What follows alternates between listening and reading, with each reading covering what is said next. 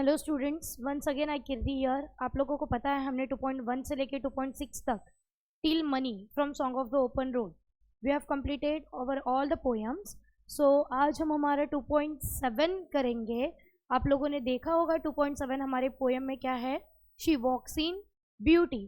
She walks in beauty बहुत ही beautiful poem है। अगर आप लोग देखोगे she walks in beauty, she means यहाँ पे किसी फीमेल को, राइट किसी फीमेल को इंडिकेट कर रहे हैं। सो शी वॉक्स इन ब्यूटी की बात हो रही है यहाँ पे। तो कौन अब ब्यूटी में चल रहा है, लेट्स डिस्कस अबाउट इट। अब ये जो शी वॉक्स इन ब्यूटी, हमें पता है, हमें ज़्यादा टाइम वेस्ट नहीं करना है। We have to start it from ice breaker. Then ice breaker करेंगे तो हमें पता चल जाएगा कि हमारे पोएम में क्या दिया है, राइट। फिर हम फटाफट पोएम एक्सप्लेनेशन समझ के हमारे अप्रिसिएशन पे स्विच करेंगे। Okay, so let's start. She walks in beauty के आइस ब्रेकर में सबसे पहला क्वेश्चन आप लोगों को दिया है, while judging any person you would consider some aspect, certain aspects. Complete a diagram after carefully thinking what aspects you would consider. बेटा जब आप लोग किसी को जज करते हो तो जज करने के लिए आप लोगों के कुछ एस्पेक्ट्स होते हैं, राइट। जैसे यहाँ पे एक एग्जांपल दिया, आप लोग किसी के अपीयरेंस से जज करते हो। उसके अलावा आप लोग कैसे लोगों को जज करोगे, आपके अकॉर्डिंग वो पर्सन के एस्पेक्ट्स क्या है। जैसे मैनर हो गया, ब्यूटी हो गई, अपीयरेंस तो हो ही गया है, अपीयरेंस की बात हो ही गई है। फिर आप उसके हैबिट चेक करोगे, राइट। फिर उनका कम्युनिकेशन कैसा, इन सारे एस्पेक्ट से तो हम लोगों को जज करते हैं। So while judging a person आप क्या चीज़ें देखते हो, वही क्वेश्चन उन्होंने यहाँ पे आपको किया है। Second, make a list of proverbs and quotations related to the beauty. अब यहाँ पे उन्होंने पूछा है कि आपको ब्यूटी से, और मतलब बोलते हैं ना, ब्यूटी से रिलेटेड प्रोवर्ब्स एंड कोटेशंस लिखने हैं। तो आप लोगों को पता है जैसे द ब्यूटी, ये द लाइज ऑफ ब्यूटी, नहीं ये नहीं, सॉरी, हम लोग ये कह सकते हैं ना, the beauty lies in eye of beholder. Then inner beauty is most important than the outer beauty. ये सारी चीज़ें, मतलब ऐसे प्रोवर्ब्स, ऐसे कोटेशंस आपको लिखने रिगार्डिंग ब्यूटी। आप लोगों को पता ही होगा प्रोवर्ब्स, इडम्स, कोटेशंस की मीनिंग क्या ही होते हैं, मुहावरे, कहावतें, वही आपको लिखने बोले। Discuss your impressions about someone's personality and say what you like the most and why. अब आपको किसी की पर्सनैलिटी के बारे में पूछा है, राइट। आपको किसी की पर्सनैलिटी पसंद है, और अगर पसंद है तो क्यों पसंद है। तो your impression about someone's personality, जब आप किसी की पर्सनैलिटी की बात करते हो तो आप उसको क्या जज करोगे, और अगर आपको वो पर्सनैलिटी पसंद है तो why, if you don't like then why you don't like. तो ये पर्सनल रिस्पॉन्स का क्वेश्चन हो गया, राइट। आपको तो पता है, लेकिन हमारे बोर्ड एग्जाम के पैटर्न में क्या देखा जाता है आजकल, पहले तो simple factual, then complex factual, उसके बाद आपका आएगा एक पर्सनल रिस्पॉन्स होगा, देन आपके फिगर ऑफ स्पीच होंगे, देन लास्ट में आपको पोएम कंपोज करनी है। तो माइट भी पर्सनल रिस्पॉन्स में ऐसे क्वेश्चन आ सकते हैं कि आप किस बेस पे पर्सनैलिटी जज करते हो। So without wasting a time let's start a poem. It is written by the poet George Gordon Byron. Lord Byron ने ये पोएम लिखी है। He is very famous poet. अब उनका बॉर्न कब हुआ है, 1788 is born year, 1824 is death year. इनको सिंपली लॉर्ड बायरन, मैंने बोला ना the poem is written by the poet Lord Byron, तो इनको लॉर्ड बायरन के नाम से भी जाना जाता है। He was a famous English romantic poet and also satiristics. अब उसके बाद देखेंगे बेटा, इन्होंने नंबर ऑफ स्कूल्स में, मतलब बोलते हैं ना, इन्होंने नंबर ऑफ स्कूल्स अटेंड किए। इन्होंने, मतलब बोलते हैं ना कि ये फेमस पब्लिक स्कूल में थे, देन हॉरो, देन वो ट्रिनिटी कॉलेज गए कैम्ब्रिज के। एट द एज ऑफ 21 इन्होंने यूरोप का टूर किया, ठीक है। और उसके बाद इन्होंने, मतलब बोलते हैं ना कि कुछ कंपोजिशन, मतलब कुछ कंपोज करना स्टार्ट किया। Childe Harold's Pilgrimage which made him immensely popular in England. तो इनका ये जो नेम दिया है चाइल्ड हैरोल्ड्स पिलग्रिमेज, इस कंपोजिशन, मतलब ये कंपोज ने उनको क्या किया, इंग्लैंड में काफ़ी फेमस किया। शी वॉक्स इन ब्यूटी, बेटा नाम से समझ में आ रहा है कोई तो है खूबसूरत में चल रहा है, या वो खूबसूरत है, ये तो पोएम पढ़ने के बाद ही पता चलेगा। So she walks in beauty is a short lyrical poem celebrating female beauty. मैंने आपको पहले बोला था कि शी मीन्स फीमेल को यहाँ पे इंडिकेट किया है। ये एक छोटी सी लिरिकल पोएम है। इस पोएम की अगर आप लोग बात करोगे तो इस पोएम में किसकी बात की जा रही है, इस पोएम में ब्यूटी की बात की जा रही है। She walks in beauty. Okay, so let's see यहाँ पे लेडी के ब्यूटी में क्या दिया है। Short lyrical poem celebrating the female beauty. The poet describes as an unnamed woman who is exceptionally striking. The poet describes not only her external appearance but also her inner goodness, which makes her so captivatingly attractive. Byron compares her to the night sky, describing her serene and perfect beauty. अब आपको ये पता चलेगा, आप बोलोगे beauty तो दी है, किसकी ब्यूटी दी है। अब जिस किसी की भी ब्यूटी दी है, name of the person is not mention over here. ये अननोन पर्सन है, ये एक अननेम पर्सन है जिनकी ब्यूटी यहाँ पे एक्सप्रेस की है। जिस लेडी का, जिस फीमेल का यहाँ पे डिस्क्रिप्शन दिया है, वो बार बार आपको पोएम में स्ट्राइक करते हुए दिखेगी। पोएट ने सिर्फ उनकी एक्सटर्नल अपीयरेंस नहीं, वो बाहर से कितनी खूबसूरत है, उसके अलावा उनकी इनर ब्यूटी की, वो इनरली कितनी ब्यूटीफुल है, वो भी चीज़ें उन्होंने यहाँ पे मतलब बोलते हैं ना कि एक्सप्रेस की है, जिससे वो काफ़ी अट्रैक्टिव लगती है। तो बायरन ने उनकी ब्यूटी को डिस्क्राइब किया है, एक परफेक्ट ब्यूटी, एक काम एंड सीरीन ब्यूटी, जैसे रात में ठंडी हवा होती है, जैसे नाइट होता है, night sky with beautiful stars, तो नाइट स्काई से वो उनकी ब्यूटी को कंपेयर कर रहे हैं, राइट। वो हम लोग सुनते हैं ना, तारों सा तुम्हारा चेहरा, ये जो चीज़ें हैं ना, बस पोएम भी वही आफरी आफरी यहाँ पे कर रहे हैं, आप लोगों को पता चलेगा।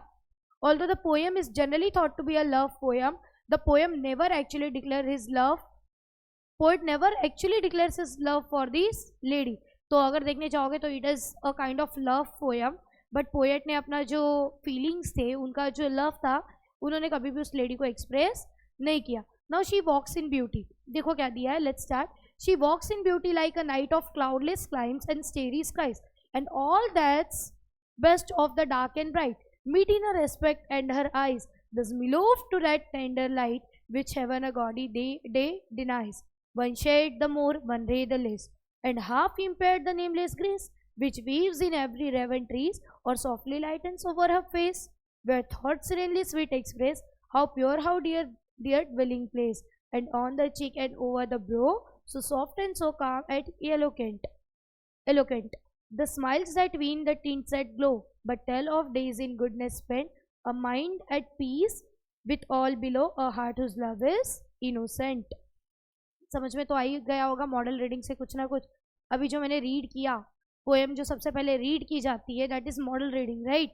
तो चलो देखते। She walks in beauty like the night of cloudless climes and starry skies. Poet describe कर रहे उस लेडी के बारे में।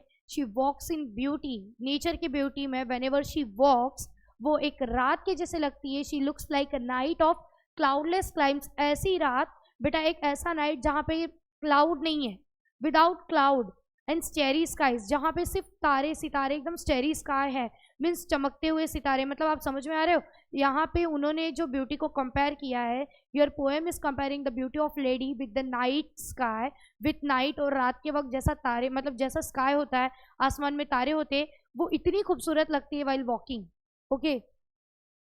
And all that's the best of dark and bright, meet in her respect and her eyes. और अगर बात की उन्होंने, तो ये जो डार्क एंड ब्राइट है, मतलब कि उन्होंने कंपेयर किया है, मतलब बोलते हैं ना, नाइट इज डार्क एंड स्टेरीज, ये जो स्टार्स होते हैं वो ब्राइट होते हैं, तो ये जो डार्क एंड ब्राइट का कॉम्बिनेशन है, मतलब कि कहीं ना कहीं वो जो लेडी है उसका लुक ऐसा है, कहीं डार्क कहीं ब्राइट, ये जो डार्क एंड ब्राइट का कॉम्बिनेशन है, ये सारी चीज़ें उनके आंखों से, मिड एस्पेक्ट, ये एस्पेक्ट्स मीन्स फीचर, ये सारी फीचर उस लेडी के आंखों से झलकते हैं, ये ब्यूटी उस लेडी की आंखें बयां करती हैं, ऐसा उनको कहना है। Thus beloved to that tender light which heaven to gaudy day denies. Thus beloved means मतलब बेटा यही चीज़ें हैं, मतलब कि बोलते हैं ना, तो ये जो चीज़ें हैं, ये जो ब्राइट डार्क कॉम्बिनेशन है, ये जो उनकी आंखें ये सारी चीज़ें बयां करती है, तो ये क्या करते हैं, मतलब यही चीज़ें एक्सप्रेस करती है कि beloved means smooth and soft and. तो ये पता चलता है कि वो जो लेडी है, मतलब वो कैसे, जैसे एक लाइट होती है, एक सॉफ्ट लाइट होती है, वैसे वो सॉफ्ट लाइट की जैसे वो लेडी भी एकदम सॉफ्ट सी है,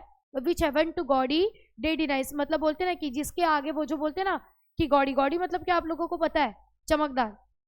तो मतलब बोलते हैं ना कि दिन में भी इतना उजाला नहीं होता होगा, मतलब इतनी खूबसूरत वो लगती है। हम लोग किसी के आगे डायलॉग मारते हैं ना कि अरे तो 200 वोल्ट का बल्ब लेके घूमता फिर भी तेरे को मेरे जैसा नहीं मिलता।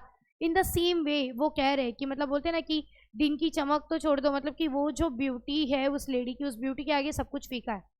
वो एक स्मोकलेस, उन्होंने एकदम क्लियरली बोला है, ये जो क्लाउडलेस क्लाइम्स है, मतलब कि स्मोकलेस क्लाइमेट, तो बेटा यहाँ पे इनर ब्यूटी से भी रिलेट करो, मतलब कि she is a pure soul, ठीक है। वो मतलब बोलते हैं ना कि उनके अंदर कोई भी डार्क साइड नहीं है, डार्कनेस नहीं है, कोई भी किसी के टूवर्ड्स नेगेटिविटी नहीं है। ये आप कंपेयर करो कि यहाँ पे एक लेडी की ब्यूटी को कंपेयर कर रहे हैं विद द नाइट। इतनी छोटी छोटी चीजें याद रखो, यहाँ पे ब्यूटी को कंपेयर किया जा रहा है विद नाइट, नाइट के साथ स्टेरी स्काइज के साथ कंपेयर कर रहे हैं, और मतलब बोलते हैं ना कि ये जो डार्क एंड ब्राइट का कॉम्बिनेशन है, ठीक है, ये कॉम्बिनेशन, ये फीचर उसकी आंखों से झलकता है, और इससे पता चलता है कि वो कितनी स्मूथ एंड सॉफन सी है, ठीक है। तो मतलब बोलते हैं ना कि टेंडर लाइट अगर आप देखोगे, मतलब कि गॉडी दिन में, मतलब कि दिन में भी इतना उजाला नहीं जितनी मतलब कि उसकी ब्यूटी एक्सप्रेशन उन्होंने दिए। One shade the more, the one ray the less, and half impaired the nameless grace, which waves in every raven trees, oh softly lightens over her face, where thoughts serenely sweet express, how pure, how dear their dwelling place. कितनी अच्छी बात बोली उन्होंने। वो कहते हैं कि अगर एक और शेड भी, वो अब उसकी कलर के बारे में बात कर रहे हैं उस लेडी के, अगर उनके कलर में, उनके कलर के फीचर में अगर एक शेड भी ज्यादा हो जाता या एक शेड भी कम हो जाता, एक मतलब बोलते हैं ना, एक रे कम या एक रे ज्यादा हो जाता, तो उससे उनकी जो ग्रेस है, उससे उसकी खूबसूरती क्या हो जाती है, खराब हो जाती, इम्पेयर्ड हो जाती है। ये जो नेमलेस ग्रेस है, मतलब इतनी सुंदरता है, इतनी खूबसूरत सी ब्यूटी है, नेमलेस ग्रेस है, नेमलेस चमक है, अगर कहीं पे भी कम ज्यादा कुछ हो जाता तो शायद वो इम्पेयर्ड हो जाती। विच वेव्स इन एवरी रेवर ट्री और रेवन ट्रीज और softly lightens over a face. तो उन्होंने वही बोला है कि अगर कुछ भी कम ज्यादा होता तो शायद उनकी ब्यूटी पे वो इम्पेक्ट करता, क्योंकि अभी तो उनकी ब्यूटी वो कैसे कहते हैं, रेवन, रेवन मीन्स एक लार्ज बर्ड जैसा रहता है ना, शाइनी ब्लैक फेदर का। अभी तो उनकी ऐसी ब्यूटी लगती है जैसे कि ट्री के ऊपर एक रेवन बर्ड बैठा है विथ शाइनी फेदर, ऐसी लगती है।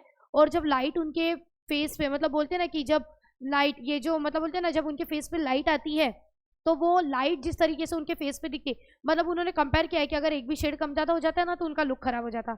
अभी ऑलरेडी लुक उनका इतना ब्यूटीफुल है कि ऐसा लगता है जैसे ट्री के ऊपर एक रेवन बर्ड, एक कलरफुल, मतलब ब्लैक कलर फेदर वाला एक चमकदार बर्ड बैठा है, ऐसी उनकी ब्यूटी है, ऐसा वो कहते हैं। Where thoughts seriously sweet express how pure how dear their dwelling place. और वो कहती है कि वो जो लेडी है, वो लेडी के थॉट्स के बारे में बोले कि उनकी चाल चलन, उनकी ब्यूटी से ही उनके थॉट्स एक्सप्रेस हो जाते हैं।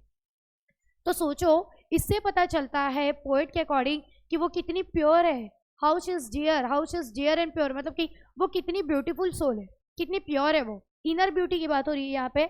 And the dwelling place, dwelling place means उनके इनर सोल की बात कर रहे हैं, उनके मतलब बोलते हैं ना कि उनकी इनर ब्यूटी, उनकी इनर थिंकिंग के बारे में बात करें कि वो इतनी स्मूदन है, सॉफन है, इतनी ब्यूटीफुल है, इतना अच्छा, मतलब कि उनके टेक्सचर से ही, उनके जेस्चर से ही अपियर हो जाता है, मतलब कि उनके अपियरेंस से ही पता चल जाता है कि हाउ शी इज एक्चुअली। तो अगर वो आउटर साइड से इतनी ब्यूटीफुल है, इतनी ग्रेसफुल है, तो सोचो उनके ड्वेलिंग प्लेस, मतलब कि उनकी जो इनर ब्यूटी, उनका जो दिल होगा, उनका जो हार्ट है, उनका इनर प्लेस, उनका ड्वेलिंग प्लेस कितना खूबसूरत होगा। ऐसी वो बात कर रहे। And on the cheek and over the brow, so soft, so calm and yet eloquent, the smiles that win the teens that glow, but tell of days in goodness spent, a mind at peace with all below, a heart whose love is innocent। तो वो कह रहे, अब वो बात कर रहे उस लड़की के खूबसूरत गाल और उसकी आईब्रोज की बात कर रहे, and on that cheek and over the brow, so soft, so calm and eight इलोकेंट। वो कह रहे कि उसकी जो गाल है, उसकी जो आईब्रोज है, ब्रो मीन्स यहाँ पे आईब्रोज की बात हो रही है, इतने सॉफ्ट है, इतने एलोकेंट, एलोकेंट मीन्स बहुत ही एक्सप्रेसिव है, ठीक है, इतने सॉफ्ट, इतने कामनेस एक्सप्रेस करते हैं, उनकी गाल, उनके आईब्रोज कामनेस एक्सप्रेस करते हैं, उनकी जो स्माइल है वो लोगों का दिल जीत लेती है, the smiles that win the tints that glow. और उनका जो ग्लोइंग फेस है, मतलब उनकी जो ग्लोइंग लुक है और उनकी जो ब्यूटीफुल से स्माइल है, ये लोगों का दिल जीत लेते हैं। But tell of days in goodness spend, कि अगर आप देखोगे ये सारी चीज़ें सोचोगे तो आपका मतलब बोलते हैं ना कि डे एकदम हैप्पीली स्पेंड हो जाएगा, और आपके मतलब बोलते हैं ना कि आपके माइंड को एक अलग ही पीस आएगा whenever you will think about her, a heart whose love is innocent. तो वो वही कह रहे कि ये जो लेडी है, ये जो लेडी का लव है, it is very innocent, she is very pure. उसकी जो कामनेस है, उसकी जो ब्यूटी है, वो उसके लुक से अपियर हो रहा है, उनके गाल, उनके जो आईब्रोज है वही इतने एक्सप्रेसिव है कि वो उनकी जो स्माइल है वही दिल जीत लेगी।